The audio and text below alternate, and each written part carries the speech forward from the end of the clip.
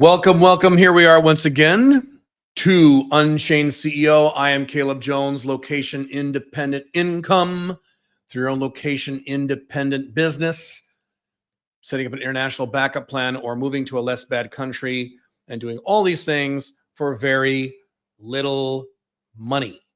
Today, we're going to talk about a very big topic I wanted to talk to you guys about for a long time. This is one of those things where I get to yell at you a little bit. I'm going to have to. Sorry. It's my job. It's my role here to yell at you and be your daddy. Not like a daddy for a little girl, but a daddy for a man. And explain to you how societal programming has fucked up your brain, because it has. Two very big live streams this week. At the other channel, Alpha Male 2.0, I have a very big live stream about what I've been doing the past year that I have not talked about publicly. I've only talked about that with people like on the immersion program right now who are watching me right now on another live stream and when I do public events. So, and this one is two very important live streams this week. Like, I almost should have done these live streams on different weeks to lessen the impact, but you get a lot of impact this week. So there you go.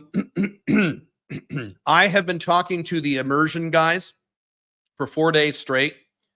So those of you, the immersion service that I did last week, that's been going last 4 days. So I'm running a simultaneous live stream right there. And I'm looking at the immersion guys' comments right there. So I'm looking at the public comments here, the immersion guys' comments here. I've been talking to the immersion guys, and they can tell you, for 4 days straight. So my throat is a little shot. So I'll be probably doing a lot more of that today and drinking water today and all that good stuff.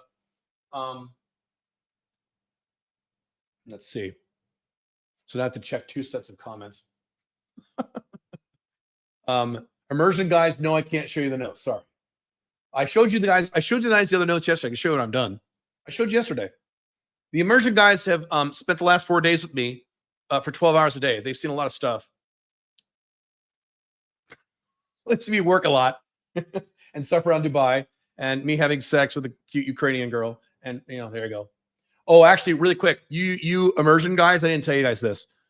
So I can't say her name publicly. The woman whose name starts with a D when she was here yesterday, toward the end when she said she had to go to the bathroom and she got up and she got up and she walked around the back of the camera so you couldn't see her.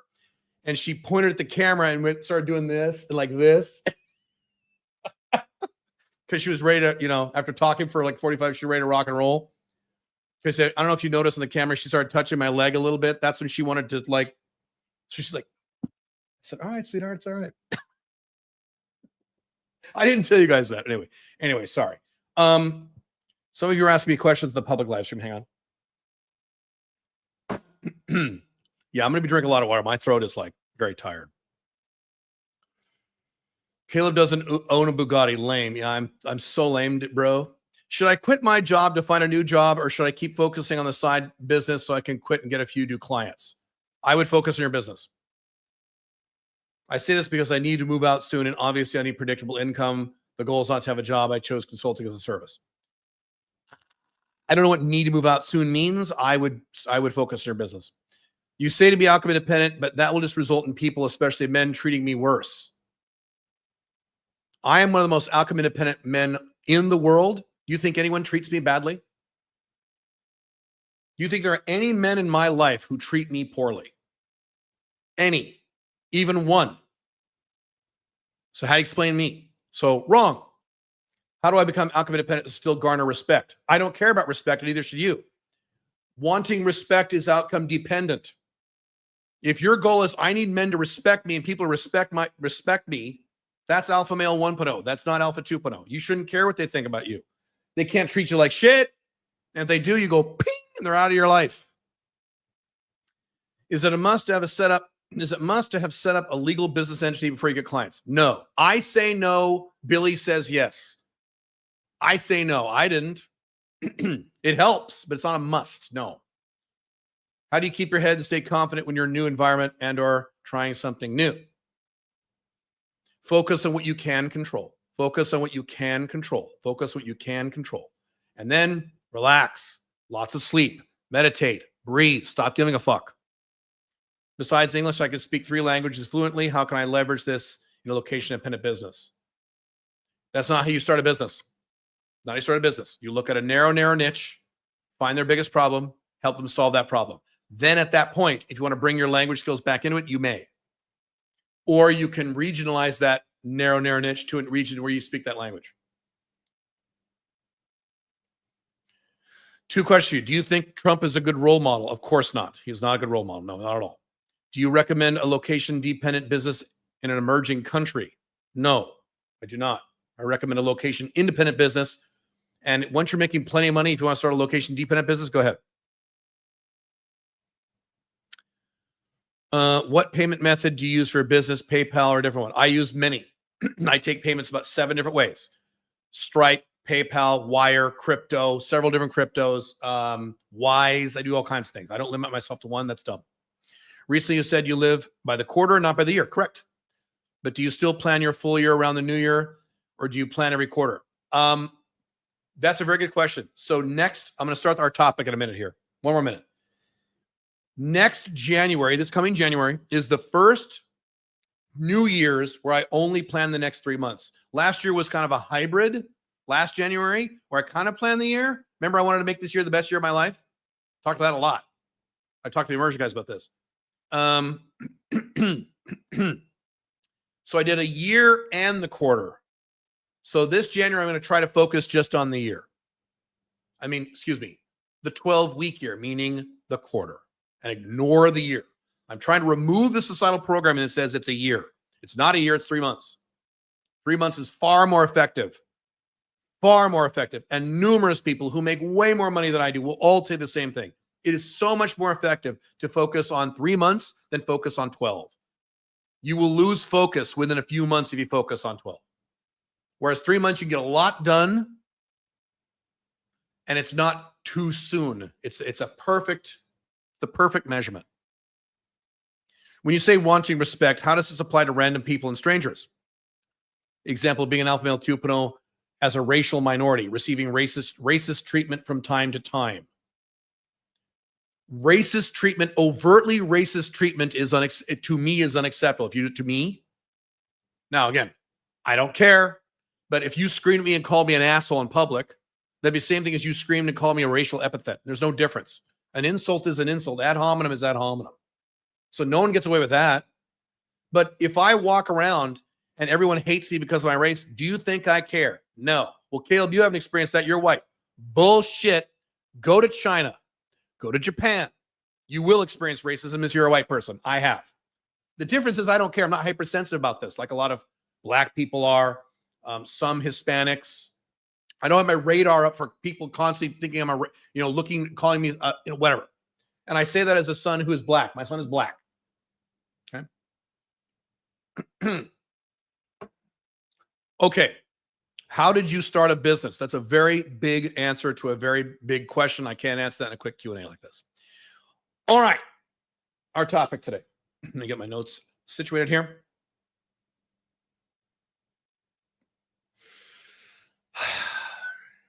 A few weeks ago, on my YouTube channel, this one, Unchained CEO, I put up a video, and it's still there. You should watch it if you haven't, on a walkthrough of my Paraguay apartment. Now, I've done walkthroughs in the past. I've done a walkthrough of my big 3,500 square foot house I had in the United States. I did a walkthrough of my 5-bedroom house I had in Dubai. I've done walkthroughs. If you go back to my old YouTube videos, you'll see all kinds of walkthroughs of places I've lived. So I did a walkthrough of my Paraguay apartment, my permanent year-round Paraguay apartment. It's a 1-bedroom apartment in a nice new building.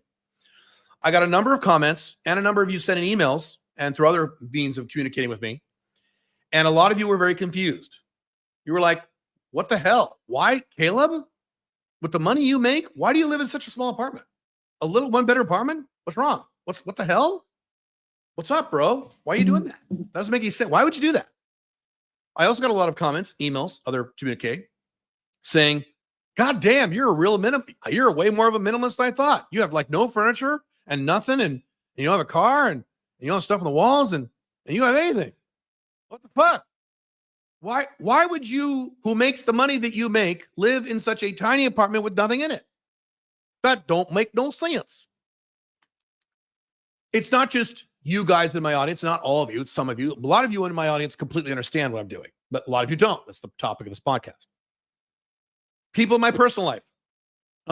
When I was last in London, I'll give you many examples. The one that sticks out in my head is when I was in London a few months ago in June, I was with someone of the female persuasion, someone who knows me pretty well in London. And yes, I'm smiling. Sorry. I have fond memories. I have a good life. I was in a hotel room in Kensington, which is a nice part of town. But I had a really small hotel room. It was very small. The bed took up like most of the room. And there's like this little hallway and this little tiny bathroom. Pretty small. Smaller than I even planned. But I plan on getting a small hotel room. So she comes over to my hotel room. And she's like, Caleb, oh my God. UK. She's like, in her UK accent, she's like, what? She was totally confused. She goes, Caleb, I know what you make. And she does know what I make because she knows someone else who knows how much money I make. And that person told her. So she knows how much money I make. She has, an idea of my financial situation. And so she's like, I know what you make. Why are you in this hotel? This tiny little rundown piece of what the fuck? You could be down the street, Caleb, at the Mandarin Oriental with a big suite, the presidential suite, and da-da-da, and you could be da-da-da, and da-da-da, and da-da-da. I said, yeah, I could. And she's just baffled. Now, she's part of the Instagram world, which is part of the problem. I'll talk to you guys about that in a second. Still. So it's not just people in my audience who are confused. It's also normal people in my personal life. Not everybody in my personal life. Some people in my personal life get it. But some are like baffled. If I did a walkthrough video of my Dubai apartment, you guys, the immersion, have seen my apartment in detail last 4 days. So you guys know. My apartment in Dubai is smaller than my apartment in Paraguay. Now, it's in a nice building. It's in a really nice part of town. It's got an amazing kick-ass view. It's right near everywhere I want to be. The Burj Khalifa is literally down the street. It's in a primo spot. It's right by the water. Kicks ass. But the size of the apartment is tiny. It's tiny.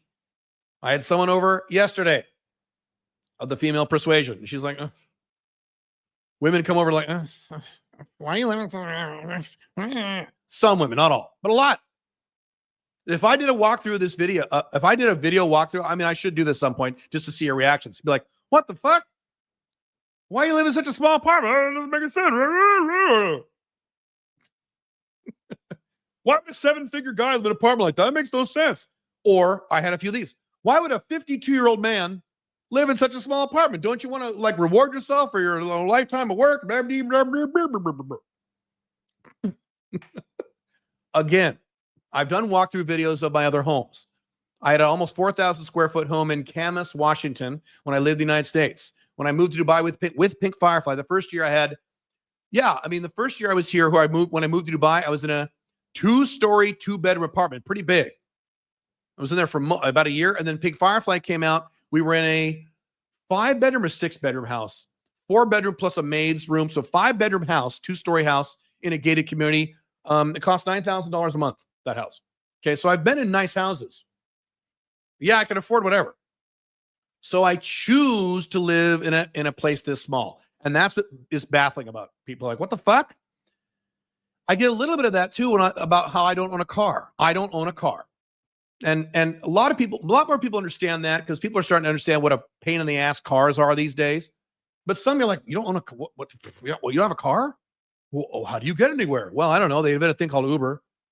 I have a private driver too in Dubai. I mean, and in Dubai, you press a button. Uber's 2 minutes away wherever you are, including the suburbs.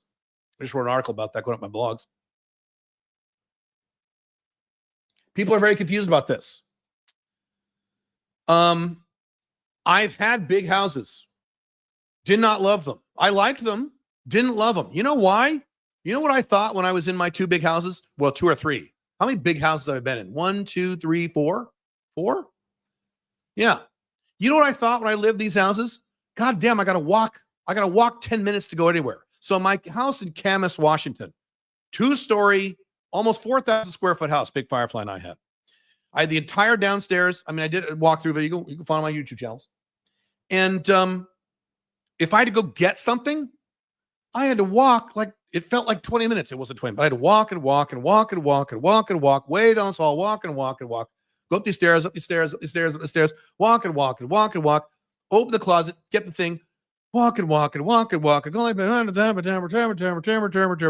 you have, when you have a big house, you got rooms that don't have a lot of shit in there because you don't have enough shit to fill up the rooms. And then if you fill up the rooms, then what? Then you move and you're moving all this crap that you never use because you're just filling up rooms. Now, my lovely wife, Pink Firefly, is not like this. We were talking one day, we were looking at homes, and we were looking at like 15 bedroom homes, 17 bedroom homes with like fucking, 15 baths and, that kind of shit, right? And I'm like, I turned to her, I said, would you want to live in a house with you and me? We're never having any kids. We're not. Although I'll discuss something on Wednesday on my other channel. We're not having any kids. It's you and me and your little dog that's literally could fit in the palm of her hand. You really want a house for you and I to have 50? But she's like, oh, yeah. Oh, yes. Like, what would you do with all this? She says, I'd figure it out. So a lot of people are the opposite of this. And she's a girl, throw that in there. And she's a Barbie, throw that in there. Okay, a lot of aspects to this. But, hang on, look at my notes here. Here's the problem. Here's why when I show a walkthrough video of a small apartment, many of you are just completely baffled why a man in his 50s who makes the money that I make would possibly choose to live in a... That doesn't make any sense. Here's why it doesn't make any sense. I talk about it in my primary book, The Unchained Man, which you can buy right now. Unchainedman.io. I talk about in that book, with the core concepts of that book, with the core concepts, everything I talk about is something called societal programming. Societal programming is what you get from society that's wired into your head. You get it from your phone, you get it from social media, you get it from TV, you get it from movies, you get it from politics, you get it from mommy and daddy, you get it from religion, you get it from girlfriend, you get it from reading books, society. And it's all the bullshit that society puts into your head. And the classic example of that is stuff that sounds right, but is actually false. Democrats are anti-war. Not true. Republicans are for small government. Not true. Has been true for 20 years, 30 years. But it sounds right. History. I've used this in my books. American Civil War. The North invaded the South to free the slaves. That's why the Civil War began. Nothing to do with it. Slavery had nothing to do with the beginning of the Civil War. At all. Nothing. You're like, what? Yeah. Because societal programming tells you it's all about slaves. No. Didn't come out until 2 years into the war. Nope. Sorry. Pearl Harbor was a surprise. FDR had no idea the Japanese would attack Pearl. He was completely shocked. No, he wasn't. He knew exactly what they were going to do. We have the documentation, the handwriting written for people in his own meetings. He said, we've got to get Japan to attack us first. And here are the areas we got to get them to attack because we need to fight Japan. Now, if you've never read that stuff, you're completely baffled right now because your societal programming says, but what is it? Societal programming fucks you up. It sounds right, but it's all wrong. So now one little sliver of societal programming in the Instagram era is that because of people like Andrew Tate and Dan Bilzerian and Grant Cardone and Ty Lopez and Dan Locke and 25 other people I could probably name and you could name, nothing against these guys in particular. I have nothing against any of those guys in particular. I don't. I really don't. Don't care. But because of guys like this, you have been absolutely brainwashed with false SP as to what wealth and financial success should look like.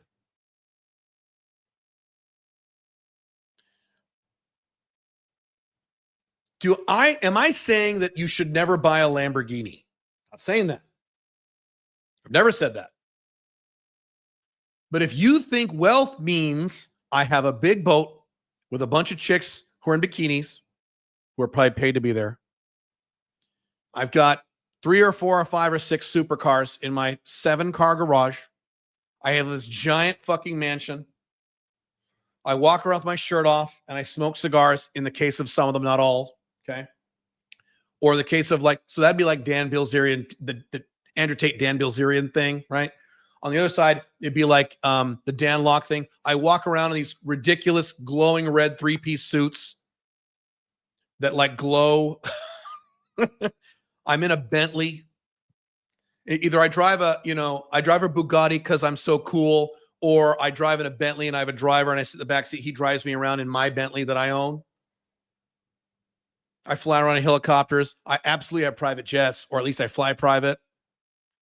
Do you know I know men who are worth hundreds of millions of dollars or around that who don't have a private jet and they fly first class or business class just like I do? You realize this? They could snap their fingers and buy a private jet. They could buy a fleet of private jets. They don't want to. Too much hassle. And I'm not saying there's no advantages to flying private. I'm not saying that. I'm not saying be a minimalist. I am not a Zen Buddhist, as you're well aware of my other channel. I'm the opposite of that. I also don't teach minimalism. I don't teach that. Have I ever said you should be a minimalist? No, I'm an individualism near absolutist. Do whatever the fuck you want. What I'm trying to convey to you is that the real meaning of wealth is not what you're seeing on Instagram. And the fact that you see me, or anyone for that matter, who makes a decent income or is more than 35 years old, choose to live in a small apartment or for a while, or even if I said permanently, even if I said from the rest of my life, I'm going to live in a 1-bedroom apartment. You'd be like, what the fuck? Or choose to not own a car. Or if you're really wealthy, choose to not have a private jet when you could.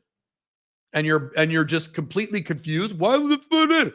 You have been brainwashed. That is not the point of wealth. Let me say this again. If you want to buy a Lamborghini and you can easily afford to do so, please do. I've said this when I talk about don't own a car. I have given that advice. You shouldn't own a car in the modern era. 2 exceptions to this, though, and I was clear about this. If you live way out in the middle of nowhere, if you live 3 hours away from a city, you need a car, of course. Number one. Number two, if you're a car guy, like Rich Cooper, those who know who he is, he's a car guy. If cars are your hobby, bro, you should own 10 cars. But for the other 97% of humanity, you don't need to own a car. My immersion guys today, I walked outside and I showed them the traffic here in Dubai at rush hour. And I was making jokes. I'm like, these are the location-dependent people who think they need to own a car. These are the people who are completely brainwashed by societal programming. All these people sitting in the road, sitting in their cars like this, God damn it, going nowhere. Traffic's pretty bad in Dubai because it's bad in every city. I've written articles about this. Stupid. And I'm walking around with a smile on my face with no car. And whenever I have to go somewhere, I press a button on my phone. You guys in the immersion service, you saw me do this at least twice, right? Where I was in my apartment. Before I walked out of my apartment, I pressed a button on my phone for the Uber, right? And summon the Uber, put on my shoes, walked out my door, locked the door, walked down the elevator, walked right out of the building, and the Uber was literally waiting for me. I walk right in. I don't have to wait for the Uber. It's right there. Welcome to Dubai. Kicks ass. And I go right where I want to go. And if there's horrible traffic, I'm in the back seat, listening to an audiobook, listening to nice music. If I'm on a longer trip, I have my laptop out and I'm working. I don't give a fuck. That's what money buys. Now, I also have a personal driver. So whenever I want to go out to like Abu Dhabi or something, long trips, or out to the desert, I schedule him. I can schedule him almost within a whim, not exactly, but close to it. But I schedule this stuff anyway. I'm not going to wake up and I'm not going to suddenly say right now I want to go to Abu Dhabi, which is an hour away. I'm not going to do that. I'm going to schedule it. He picks me up. I walk down. He's right there. I hop in the backseat and he takes me. Instead of when Pig Firefly was here, she had a car because, well, I need a car. She's a typical societal program person. I love her to death. She's wonderful. She's my wife. She's my poopy poo. Fine. Every time I'd go somewhere with her, she would get in the car, pull out of the driveway, go through the neighborhood, stop a little thing, run, traffic. She's like, oh my God, bitching about people crossing. She's bitching about that, driving around, traffic, bitching about traffic, getting stressed out. She makes the wrong turn. We got to drive another 10 minutes down the freeway and turn around. Okay, you have that. We get to where we're going. I'm not picking on her. This is most people in Dubai and most people in the Western world because they need a car.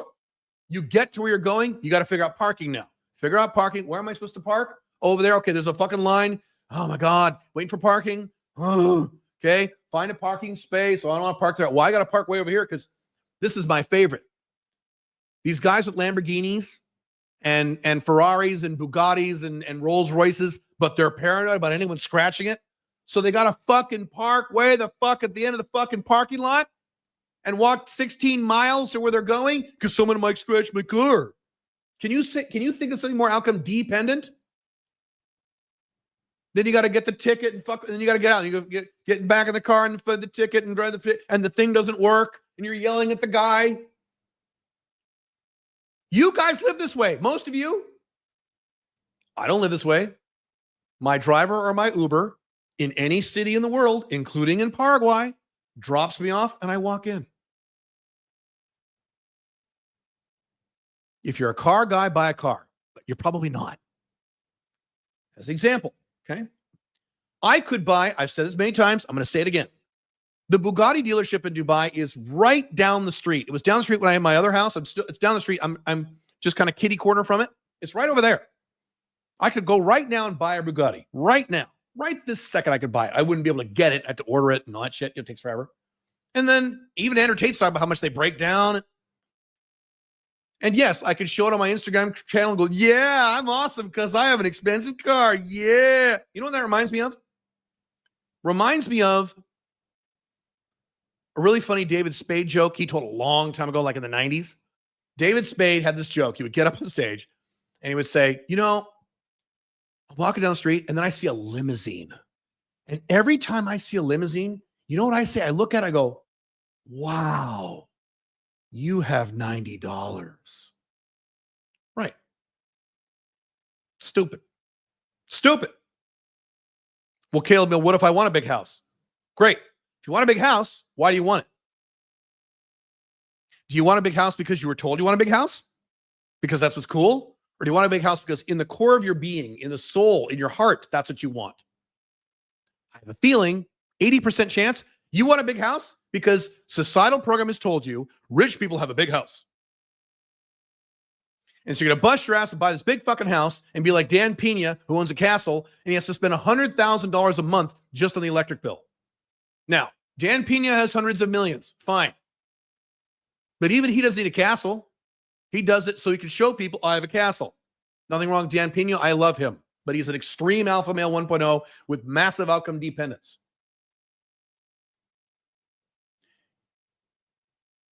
Second problem with this. The fact that you're buying these things proves to the world that you give a shit about what other people think about you. Let's take Andrew Tate, who I have no major problem with Andrew Tate. I agree with most of the things he says. Not everything, but most. 10 seconds of looking at Andrew Tate. And you know, he cares a lot about what you think about him. The way he dresses, his cigars, his cars, his pictures with his girls, okay, his house. His entire focus in life, and if you look at his career, this is what he wants. His goal is to be famous. He really gives a shit what you think about him. That's all he thinks about all day long. Outcome dependence on steroids. And he's not the only one. Dan Bilzerian, and we could name 25 different people. I want to pick on Andrew Tate. Me, look at me. Can you kind of tell I don't give a fuck what you think about me? Have you seen my fake hair sometimes? Have you seen how stupid my eyebrows look sometimes? Have you seen this little tiny apartment I live in? Have you seen how I just wear t-shirts and shit? Have you seen how little effort I take when I do these live streams and how I look cool? I don't give a fuck. A lot of the guys in live streams ask me that. Don't you care if this? And don't you care if people say this? And don't you care if that? I told the guys on the immersion, you guys, I've already told you what I'm doing with my woman life now, which I'm going to reveal that on Wednesday. Well, aren't you worried about people's families saying that? Do you think I worry about this? No, I don't care. So who do you think is happier, me or Andrew Tate? Truly, honestly, in your heart. Who's happier most of the time? More of the time. Me or Andrew Tate? Me or Dan Bilzerian? Me or Grant Cardone? Me or Dan Locke? Me, I mean, and name the guy. Nothing against those guys. I like a lot of those guys. But in terms of lifestyle emulation, who's happier? I'm going to say this again. I'm not saying you have to live in a little apartment and have no car to be happy. If that's what you think I'm saying, you're not paying attention to what I'm saying. I'm not saying that. I bought some expensive shit in my life. I fly business class from Dubai to the United States. I'm about to do it again next week. That's $7, $8, $9, $10, $12,000 a ticket. Okay, so I do that, but I don't do that to impress anyone. You know why I do that? To relax and minimize jet lag. So my productivity when I land, I get 1 day less of jet lag. I get 1 more day of productivity, and I don't suffer for 12 hours or 14 hours on a 14-hour flight. Comfort, productivity, lifestyle, happiness. Not I'm going to get a boat because I want to show off how cool I am. So next thing about this, for you men, most of you are men. A lot of you, and I've gotten questions from many of you, and it hurts my heart to see these questions because I have young guys who ask me this and they're serious. Some of you know who you are. Hey, Caleb, I have this chunk of money where I could put a down payment on a Lamborghini, 50,000 or whatever, 100,000 or whatever. I could buy this Lamborghini. I'm having trouble getting laid. This is my other channel. I'm having trouble getting girls. Do you think it's worth it for me to buy a Lamborghini because then I could get laid easier?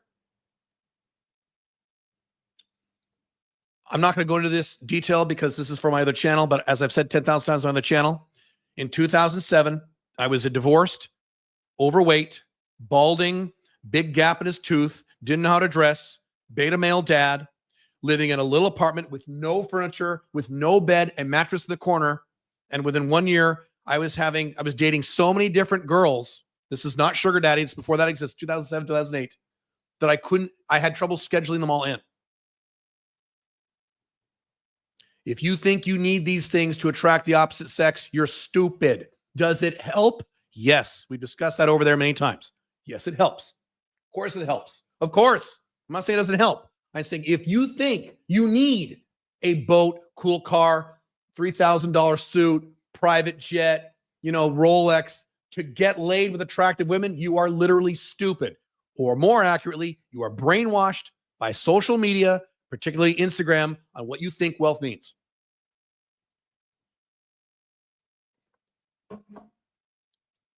It sucks. I've told this story about myself. I'm going to tell it in a different way, different angle.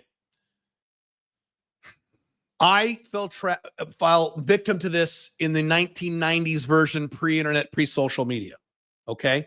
When I was a young man in my early 20s, like many of you in your early 20s, I, like many of you, was brainwashed by societal programming.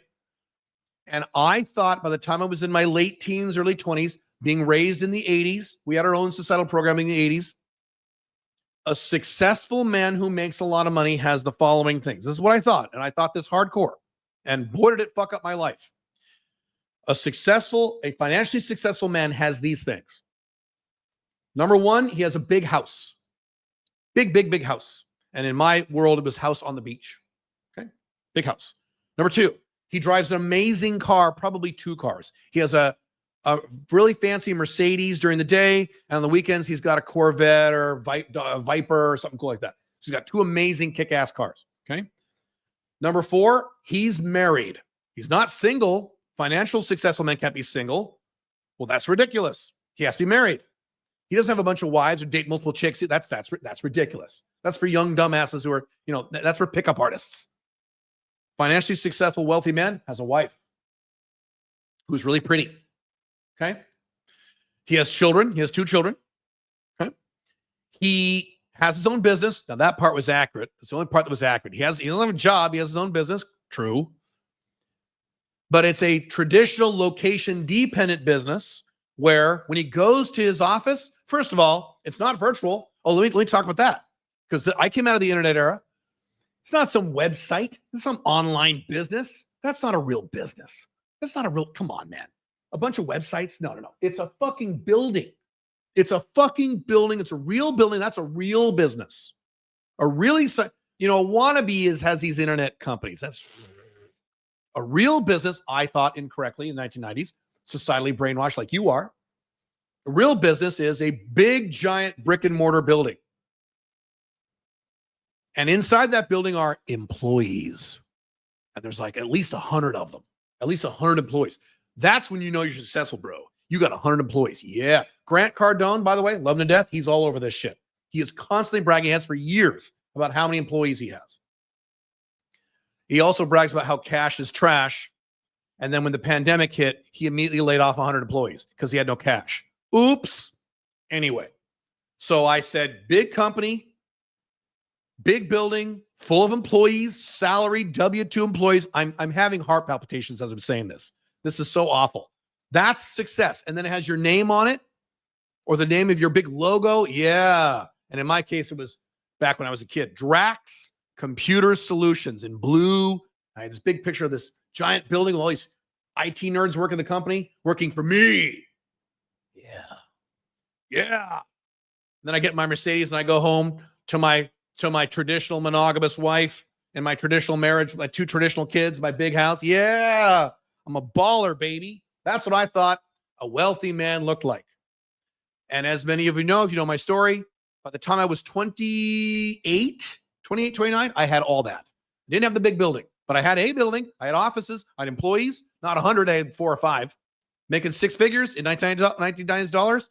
Wife, 2 kids, fancy car. Wife had a fancy car. Kids went to fancy schools.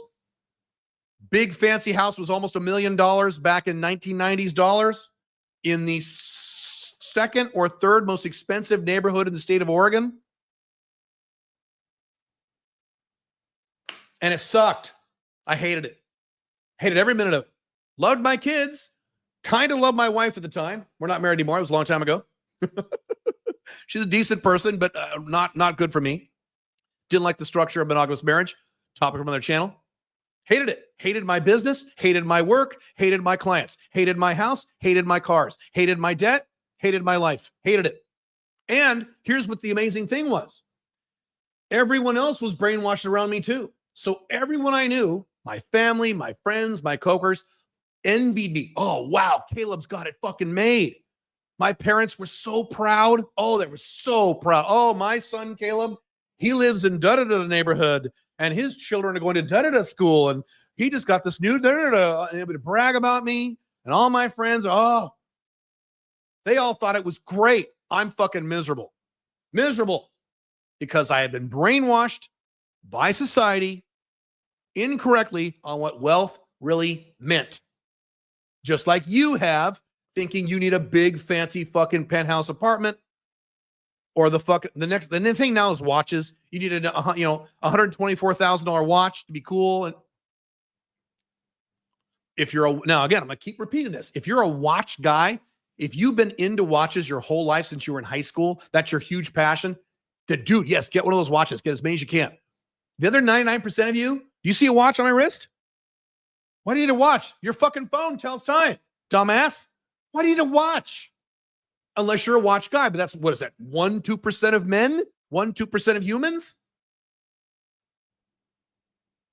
It took me almost a decade to recover from the pain and the damage that societal programming caused me because I went down that path. I spent my entire 20s working very hard for an objective for a life I didn't want. Society wanted it for me. I didn't want it. And you guys, a lot of you know my story. When I finally sat down, I was 33 years old. I was stressed as fuck. I canceled all my appointments that day. I took my laptop. I went down to a park, one of the most important days of my entire life. Went down to the park, opened my laptop, and I did my vision, which I talk about in the new Unchained Man. And I wrote out what my perfect life would be if I had nothing starting from zero, nothing. What my perfect life, and I reread it, and I went edit it, and I changed it, and make it perfect, and I read it, and it was nothing like my life I had now. And it was very societally inappropriate. It said, not only am I not married, I'm having sex with multiple women. What? You can't do that. There was no big house in there. It was location independence. I can go anywhere in the world I go, whenever I want. That wasn't society never said to me, you know what success means, Caleb? It means you are 100% internationally mobile. You can go anywhere you want, whenever you want, because you have all the residencies, the passports, or whatever, and you have the income to buy a plane ticket and go wherever you want, and all of your income is location dependent. That's awesome. But society never told me that. I had to figure that out on my own. Society never told me that shit. At least some of society says that today. None of society didn't tell you any of that back in 1990s, 1980s, 2000s. The first person who came along and talked about that was Tim Ferriss. That was like 2008. And he kind of talked about that stuff.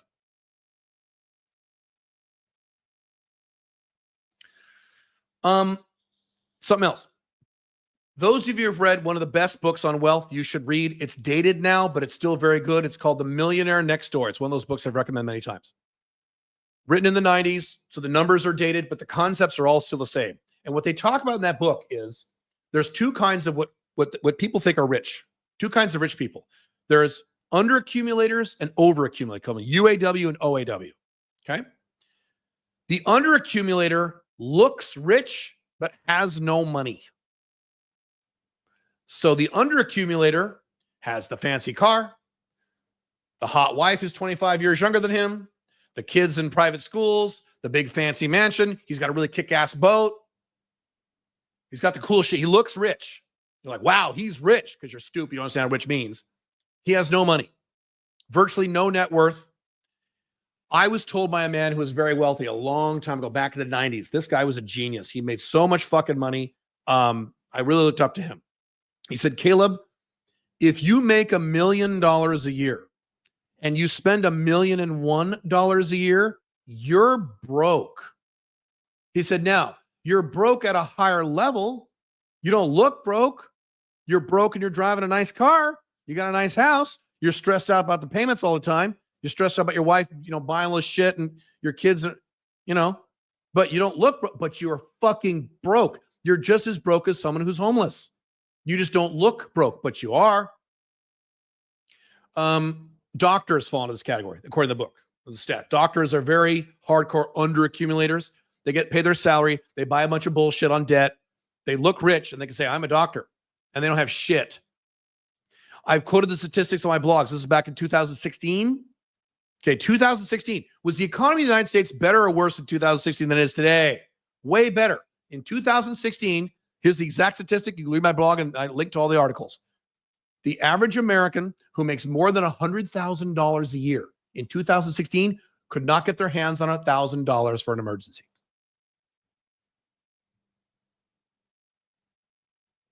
Let's say that again. Now, that was in 2016.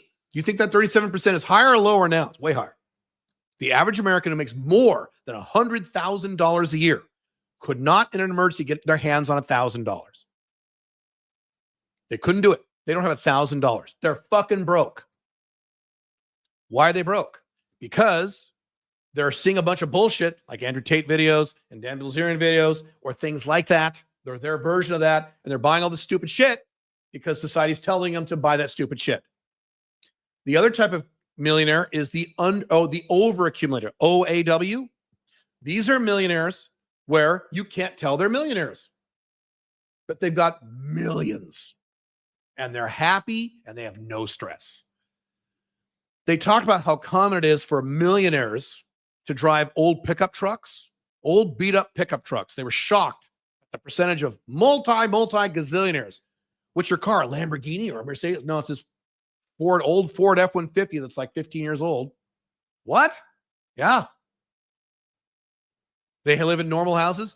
You've probably seen the Warren Buffett thing 10,000 times. He's in the same house he's living in for 40 years. He drives his normal car. He drives a Honda or whatever. And he goes to McDonald's.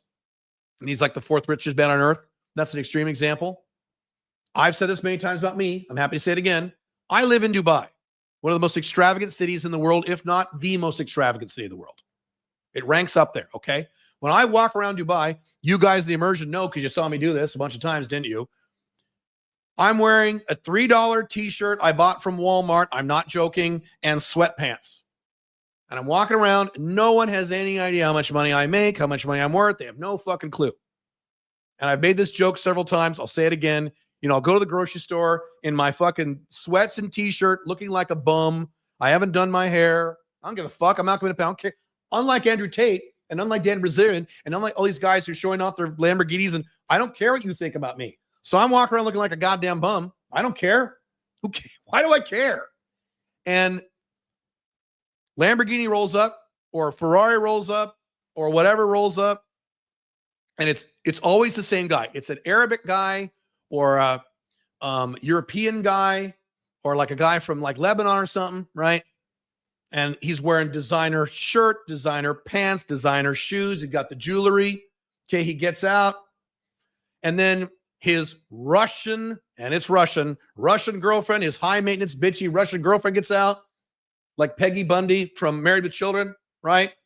and she's got the titties, and now that part's good. I like the titties, but she's got the designer clothes and the little dog. Okay, and they walk in, and they walk into the fucking grocery store, and of course he's, I'm going too far into my other channel. You can tell immediately he wants everyone there to know, see, I have a Ferrari. See?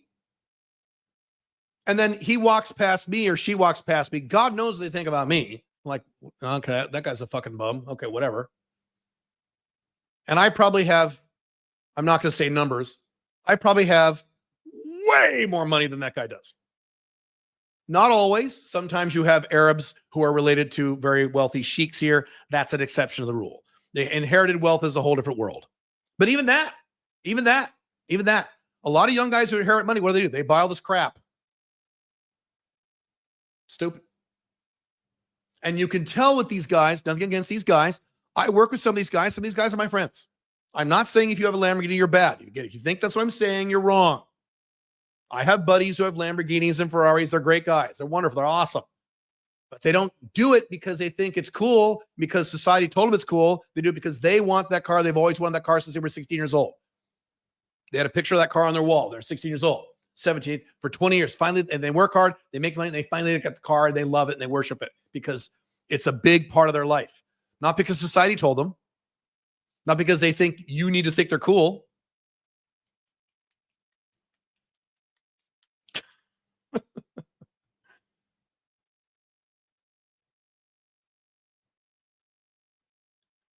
Outcome dependence will not make you happy. This is the core concept of everything I talk about. Outcome dependence will not make you happy. It will make you unhappy. Outcome independence will make you happy. That's what Stoicism is all about. Not giving a fuck.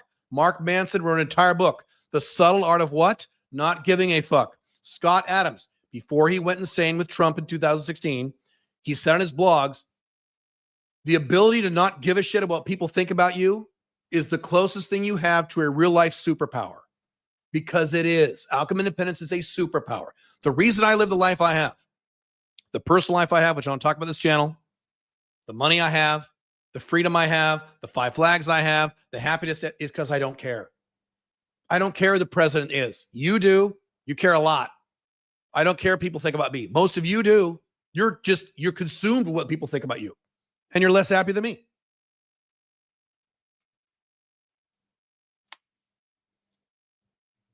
The purpose of money is to what then? Is the purpose of money to show off so other people will think you're cool? According to your brainwashed societal programming, that's what you think the purpose of money. The purpose of money is, here's what you think the purpose of money is. To buy a bunch of cool shit so people will respect me. A. B. To buy a bunch of cool shit so people think I'm cool. C. To buy a bunch of shit so girls will have sex with me if you're a man. That's what you think money is for because of your bullshit societal brainwashing, which is all fucking false. It's all bullshit. It's not true. What's the purpose of money then, Caleb? There's two. Number one, to make you long-term happy. Not to impress other people, to make you long-term happy. But Caleb, impressing other people will make me happy. No, it won't. Because that's all you'll have on your mind all day is impressing people. What do they think about me? And oh my God. I remember that when in my first marriage, I think I've told this example before. First marriage, we lived in a suburban neighborhood. And when my kids were little, and it was a brand new development. So you bought the house, but your yard was unfinished. Oh, your front yard was finished, but your backyard was unfinished. It was just dirt. So you had to spend thousands of dollars and put in a lawn and a fence and all that crap. Okay. So we moved in, and my wife at the time said, well, we're going to need to fix the yard in the back. I said, why? The kids play out front. She's like, what? Nothing wrong with her. But so then, outcome dependence, societal programming. Everyone on our block, on our side of the street, they all got fancy yards, all of them. And we were the one house that didn't do it. Drove my wife at the time crazy. They all have the fancy yards, and they have the grass, and they have the pool, and we have a bunch of dirt. I'm like, so? But she was consumed with this. It drove her nuts. But they had this. It wasn't that we didn't have a yard. She didn't give a fuck about the yard. What does she care about? That other people saw that we didn't have a yard and other people did.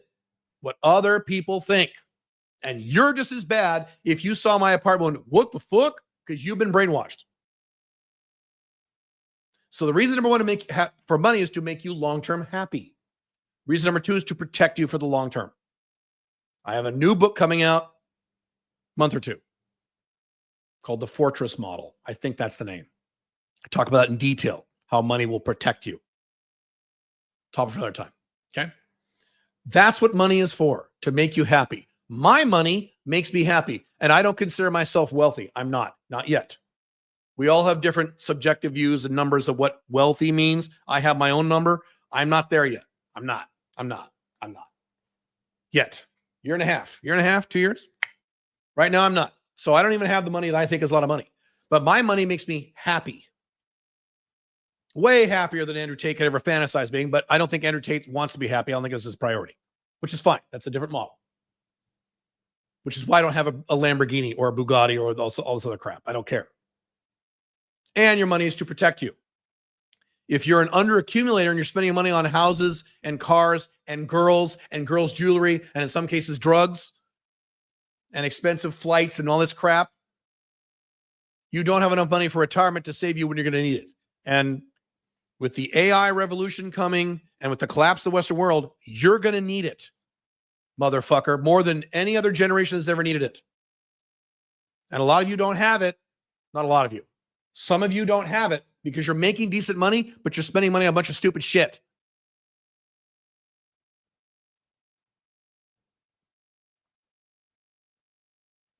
The purpose of money is to increase your freedom. If you get a big mansion and a big boat and a bunch of cars and an expensive wife, do you have more freedom or less freedom? Be honest with me. Do you have more freedom or less freedom? Less. Less freedom. I'm not saying if you want one of those things, go ahead and get one. I'm not saying don't. If you want a house, that's what you wanted your whole life and it's in your heart, great. That's fine. That's not what I'm saying. I'm not saying be a minimalist. You have never seen me promote minimalism. It's not what I'm saying here. Again, I just had a house last year that cost $9,000 a month in a gated community in Dubai. So clearly I'm not a minimalist. If that's what you think I'm saying, you're not paying attention to what I'm saying. Impressing others is not the objective. Happiness is the objective. Are you going to be happy or free with a bunch of shit? Probably not. Well, Caleb, what if you're worth $50 billion? Well, then fine. Are you worth $50 billion? No. Am I worth $50 billion? No. Are you ever going to be worth $50 billion? No, let's be honest. So that's not relevant, is it? You're just arguing just to argue. I'm mobile. I can go anywhere in the world I want, whenever I want. In a heartbeat. I could snap my fingers right now and buy a ticket to the other side of the planet and go. And because I can afford it. B, I can afford it because my location-dependent income, I make money anywhere I want.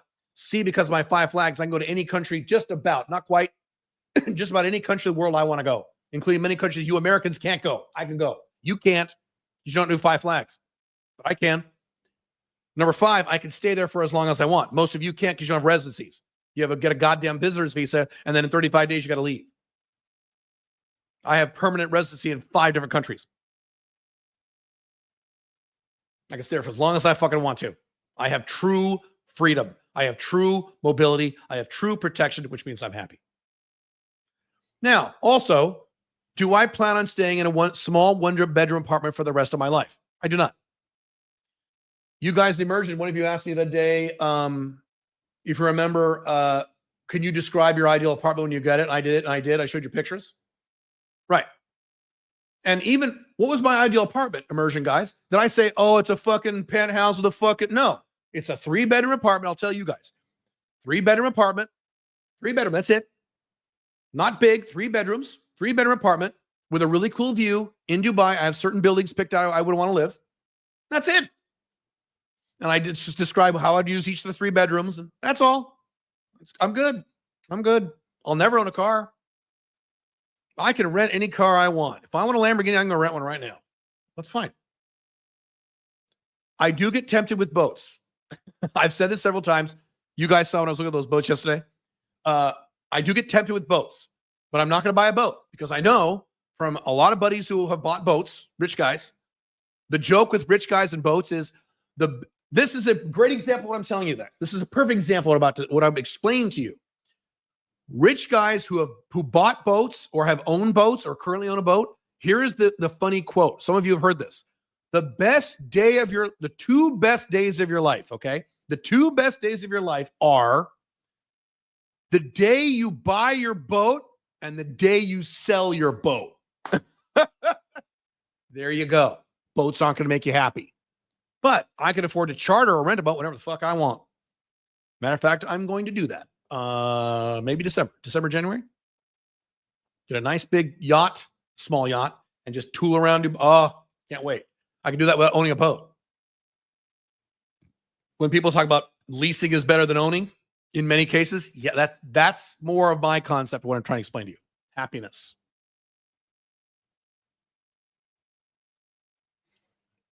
I would much rather you have $1 million cash in the bank and live in a small one-bedroom apartment in a cheap country than you have virtually no cash in the bank and a big fancy house with a big fancy, with a Lamborghini and all that shit.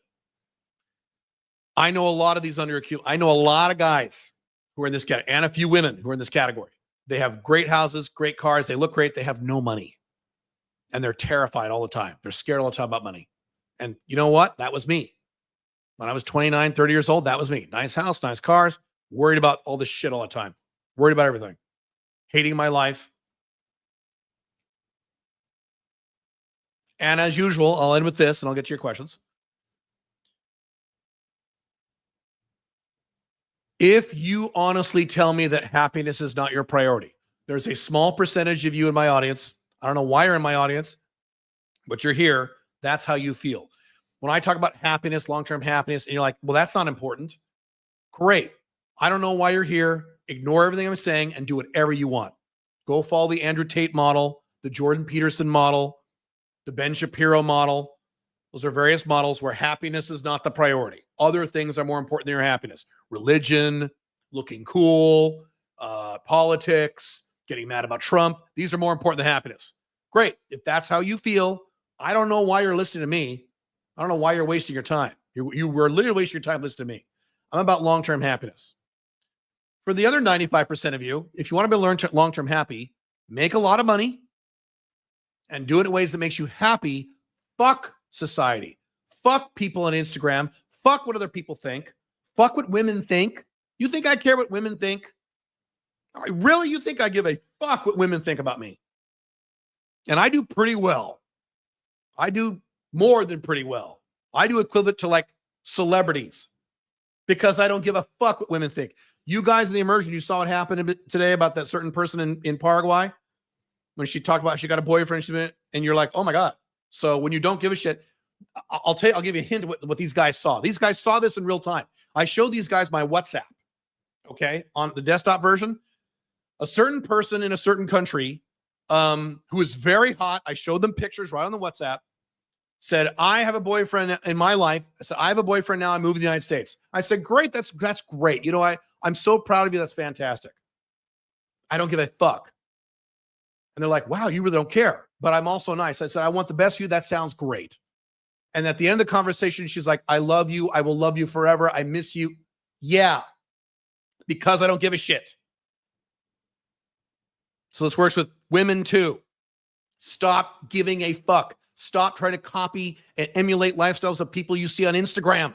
These people are not happy long term. They aren't. I'm not saying they're bad people. I'm not saying I disagree with them. Most of Jordan Peterson's 12 steps, I agree with.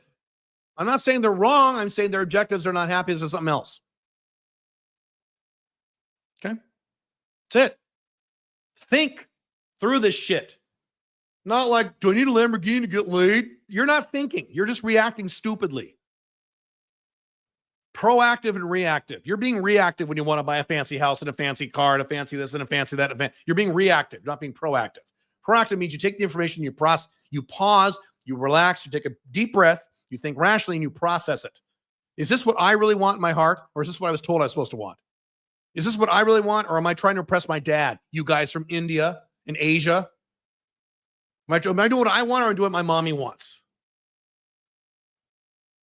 You Westerners, am I doing what I want or doing what Andrew Tate or Dan Bilzerian said was cool?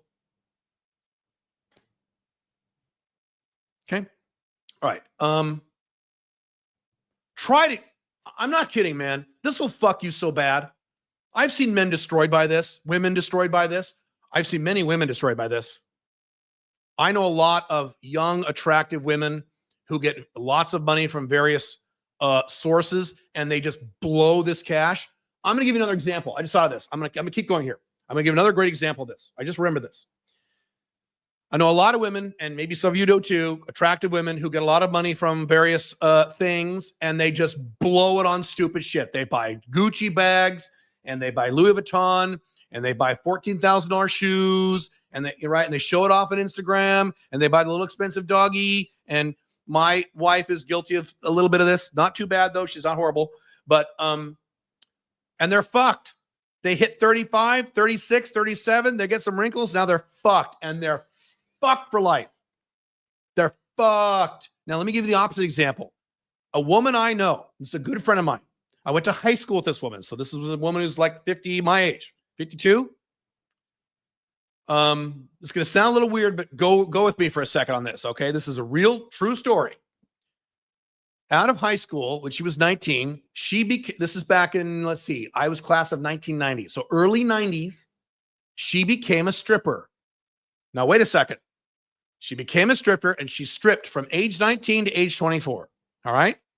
And when she stripped, she got a lot of money. Not only that, she figured out, hey, if I go out, instead of I'm done dancing, I go in the back and I bitch about the men. If I instead go out and work the room, I can make thousands of dollars a night. By the way, cash, no taxes. That's nice. I tried to do all this 5 flag stuff to have no taxes. So she got cash. So she would make thousands. She made mountains of money. Other strippers did too, but she saw what the other strippers did. They would buy all their money on clothes and drugs, clothes and drugs, clothes. So at the end of the month, they had no money. I've known women like this. They make $30,000 a month cash, no taxes. And in a month, they have no money. They spend it all on stupid shit.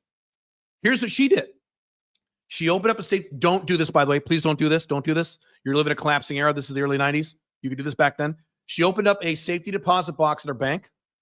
And she would just take all of her cash and shove it in there and just shove it in there and shove it in there and shove it in there. She got enough to live, to eat, get around and basic shit, pay her electric bill. Crap. She took that, but that's it. She didn't do drugs. She didn't buy a bunch of stupid shit. She just stacked cash for 5 years, 4 years. I think that's right.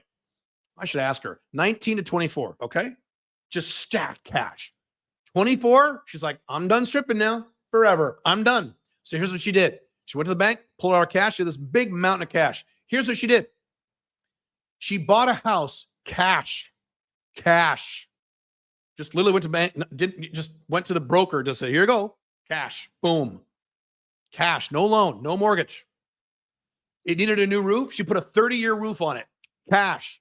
There were a bunch of little things she had to replace, like the water heater. All right, she went, I want the water heater or the whatever that lasts the longest, bought them cash. Went down and bought a highest end Mercedes with the best Consumer Reports ranking of how long it would last, cash. Okay? So now she's 24 years old, her own house, her own Mercedes, decked out, perfect. Now it wasn't an amazing house. It was in Portland, Oregon, gross. But this is before Portland became a shithole. This is the early 90s, okay? Small house. I think it's, let's see, 1, 2, 3, 2 bedrooms plus a kitchen, a little living room. It's not a great house. Backyard. She got a dog and all that shit, right? Cash. She never had to work ever again. She is now in her 50s, okay? All she does, I've watched her for the past 30 years. She's a friend of mine, good friend of mine. All she did is every once in a while, she became a real estate agent. But a lot of women do that, like, okay, yeah. And she would like sell one house every year and a half just for some extra spending money. That's all she needed. She became a dance instructor because she loves dancing. That's like her passion. Not stripper dancing, but and she would charge a little money. Didn't really care how much she made. She never had to rely on a man.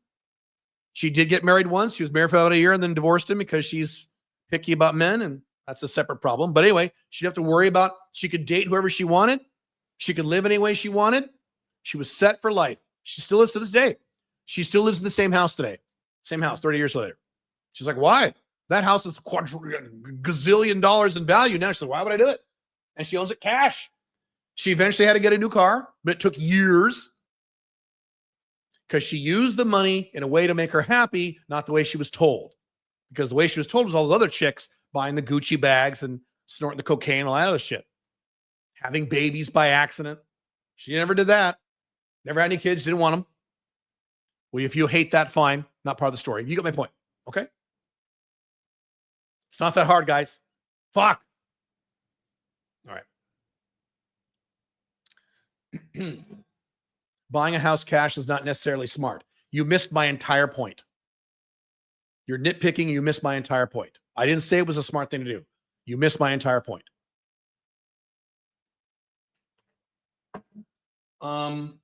You guys, I'm going to answer you guys in the immersion first, and I'll answer your guys in the Q&A. Hang on a second.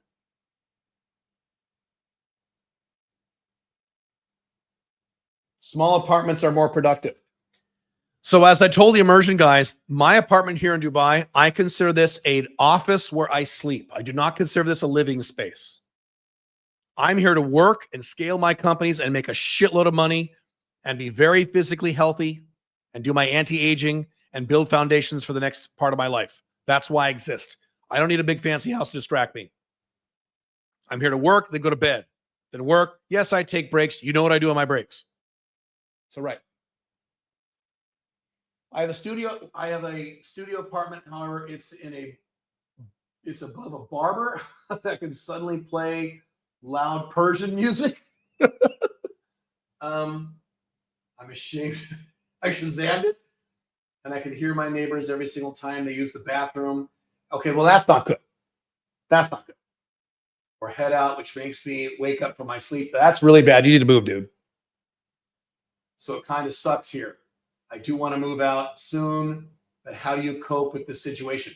Use the anger of the situation as motivating fire to get this done. Figure out how much it'll cost to move, how much it'll cost to get a nice one-bedroom apartment somewhere else. So here's the thing. My example. I live in a small apartment, one bedroom, but I live in a really quiet part of Dubai. The perfect spot in Dubai where it's close to everything I want to be close to. It's a brand new building, so the facilities are brand new. It's clean. The internet's good. The view is great. So everything else about the apartment is awesome. It's just really small. Great.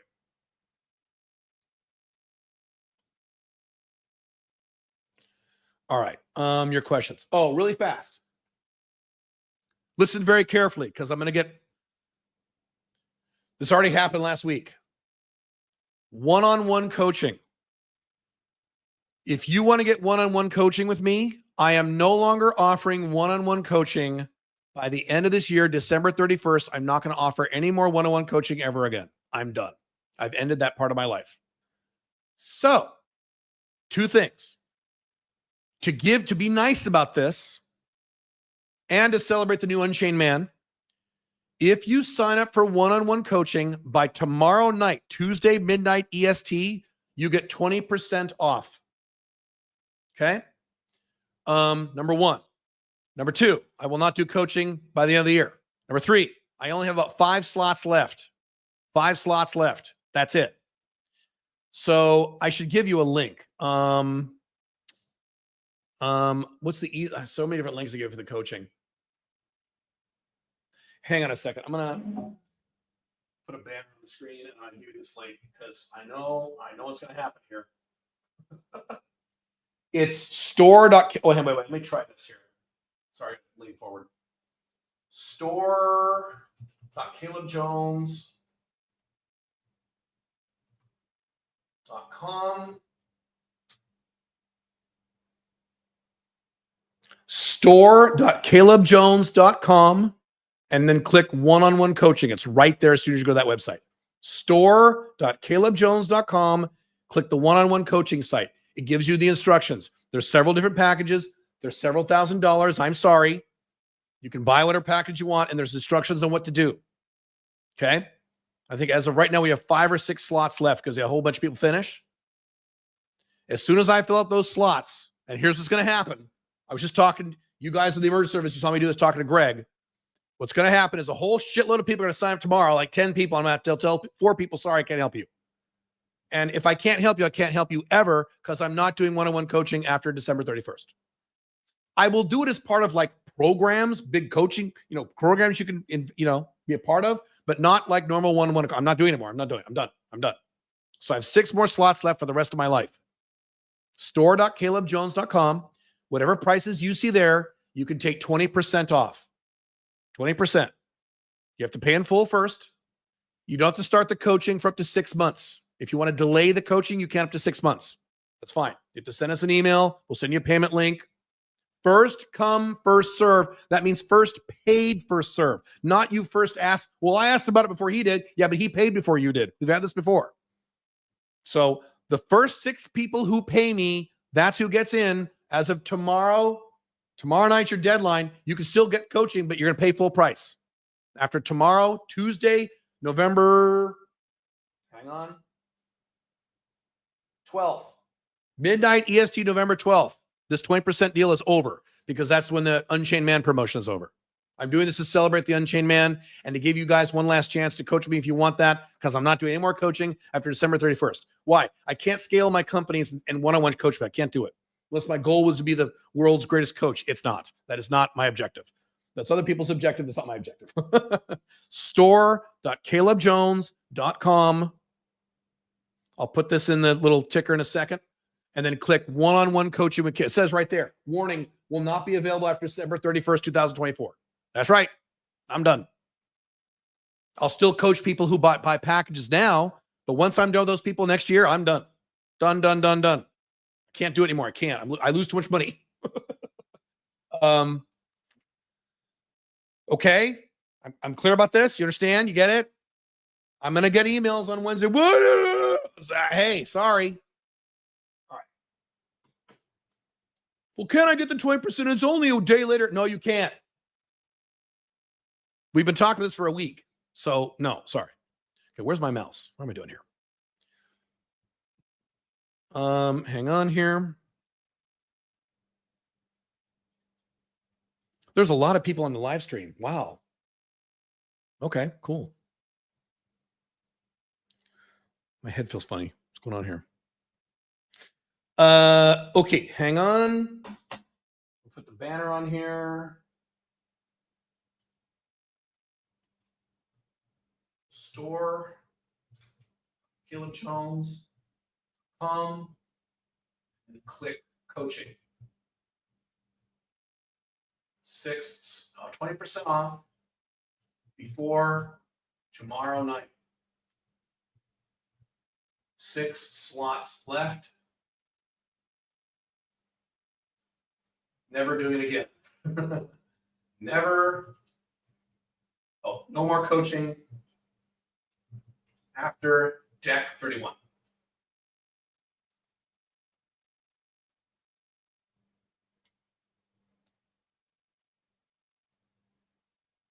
Great. Okay. All right. Okay. Your questions. How are we doing on time here? We're doing okay. I don't know if I'm trying to get to all the questions. I have a very big live stream on my other channel on Wednesday. And as I explain that live stream, I have so much to cover of what I've been doing the last year and I have not talked about publicly. I may not get to all the questions. So we might have to have a part 2 live stream next week where I answer all the questions. I'll talk more about that on Wednesday, but if you have any interest in what I've been doing, I just told the immersion guys, I've told a few people, some of you know this. It's very, very, very different. And it will be shocking, but hey. All right, where were you guys in the questions? You need to take a drink of water? Yeah.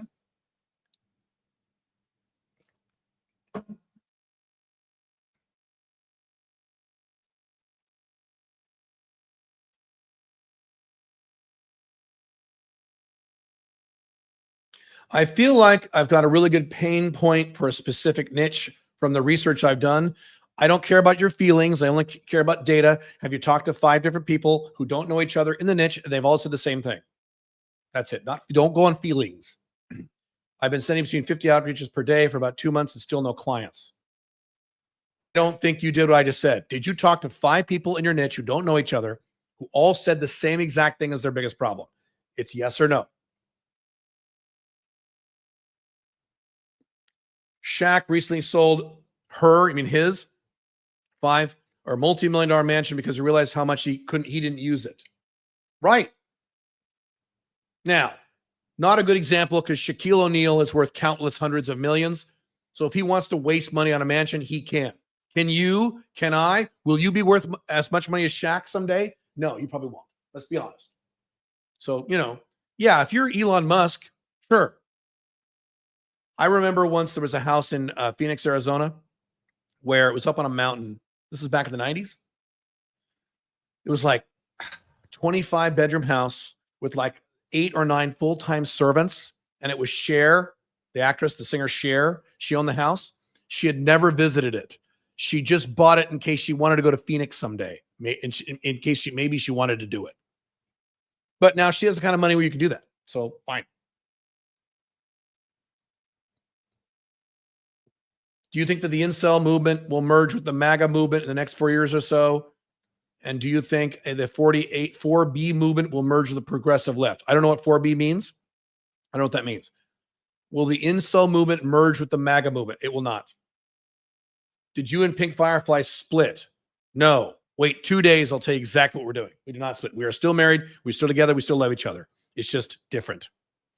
It seems hard to maintain a long-distance relationship permanently if she doesn't want to live in Paraguay, the UAE. Going to downsize when we leave.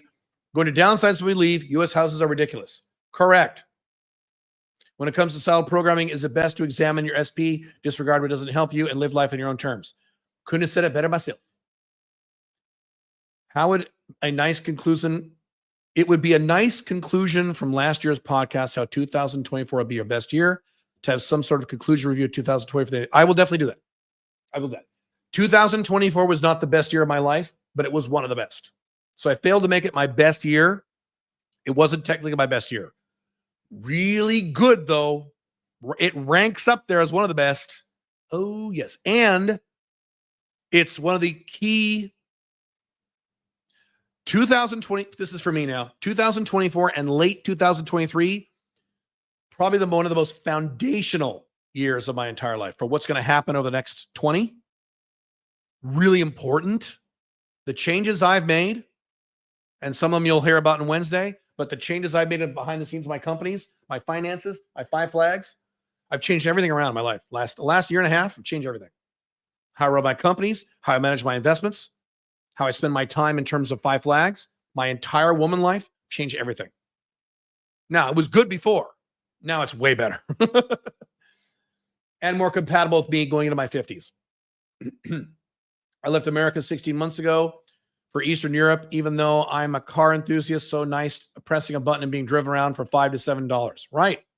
If I had a car here, I would hardly drive it. Right. Today's topic seems fitting. Just finished the chapter in the Unchained Man where you talk about not increasing your lifestyle, even though your income does. Great chapter. Beautiful. Love you. Perfect. Exactly right. People forgot what business class means. The clue is in the name. Correct.